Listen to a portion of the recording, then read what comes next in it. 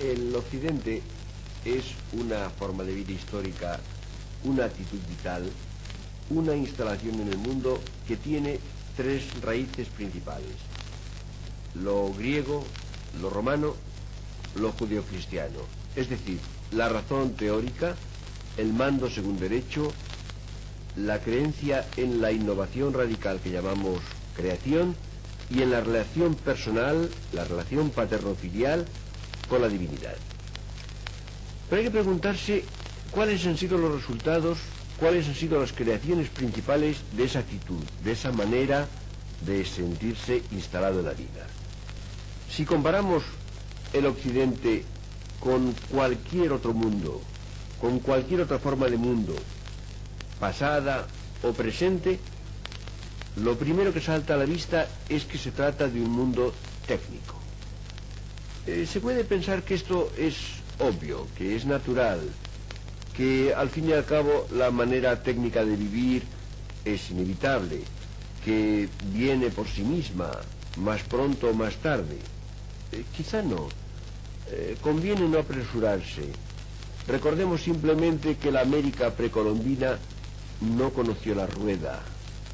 Es decir, que el desarrollo técnico de la América anterior al descubrimiento estuvo afectada por una limitación que hoy nos parece casi incomprensible. Pensemos en otras formas de cultura que se han estancado en estadios técnicos sumamente elementales, comparables a los muy remotos de los países europeos. Es decir, que no siempre, no en todas las formas de la vida se da la actitud técnica con igual fuerza y con igual fecundidad. Hay un ejemplo interesante, y es el de que ciertos descubrimientos orientales, por ejemplo la pólvora o el arte de imprimir, en realidad no se han convertido en técnicos hasta que han sido occidentales, hasta que han sido absorbidos y retomados por Occidente.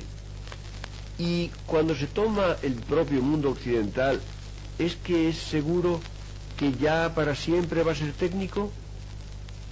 Es dudoso. ¿Y si el hombre occidental se aburre de la técnica? ¿Es una especulación vana? Bueno, ahí están los hippies, que representan una actitud humana caracterizada por una especie de fastidio, de enojo, de aburrimiento de la técnica. Poco importa el que el propio mundo en que viven sea imposible sin la técnica. Muchas veces el hombre toma actitudes que son en el fondo contradictorias. Muchas veces el hombre hace lo que no se puede hacer, lo que a la larga no se puede hacer, pero a veces toma una dirección que invierte la marcha de la historia, que invierte el camino de la historia y entra por un camino que no había pensado seguir y que tal vez es simplemente un callejón sin salida. Pensemos, por ejemplo, en que el consumo de energía en el mundo occidental es algo de un orden de magnitud absolutamente incomparable con nada conocido fuera de Occidente o en otras épocas.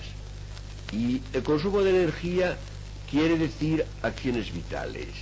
Es decir, el hombre consume energía cuando ejecuta acciones diferentes en su vida, y la energía consumida por el mundo occidental en un solo año de nuestro tiempo es superior al consumo total de energía durante toda la historia universal antes de 1800. Hay, por ejemplo, un hecho fundamental que es las máquinas. El occidente es un mundo de máquinas. La máquina es la proyección de la mano. La mano se extiende indefinidamente mediante las máquinas y ejecuta una operación que podemos llamar la humanización del mundo. Algunos, los miopes, entienden esto al revés. Dicen que las máquinas deshumanizan al hombre. Yo no lo veo así. Yo no puedo creer, por ejemplo, que una excavadora que mecánicamente extrae toneladas y toneladas de tierra sea una deshumanización comparada con el hombre que con una pala, en innumerables horas de sudor y de esfuerzo, extrae una mínima parte de esa tierra. Y por otra parte, no olvidemos que la pala es también una máquina. Es una máquina muy elemental, pero máquina al fin y al cabo, que procede del mismo principio.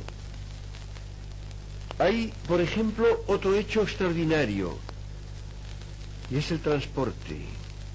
Gracias a las técnicas occidentales de transporte, el hombre se ha liberado por primera vez de la servidumbre espacial.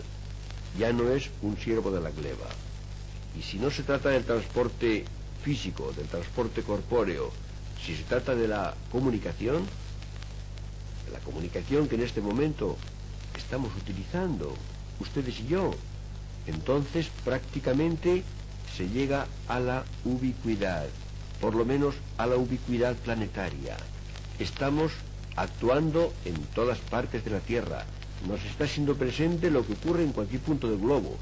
Es decir, se ha superado la limitación milenaria de toda la historia universal, la limitación a un punto del espacio y a un momento del tiempo. El supuesto de todo ello es, claro está, la ciencia. Técnica ha habido siempre, en todas las culturas. La técnica occidental es una técnica científica. Y solamente la técnica científica es una técnica en principio ilimitada.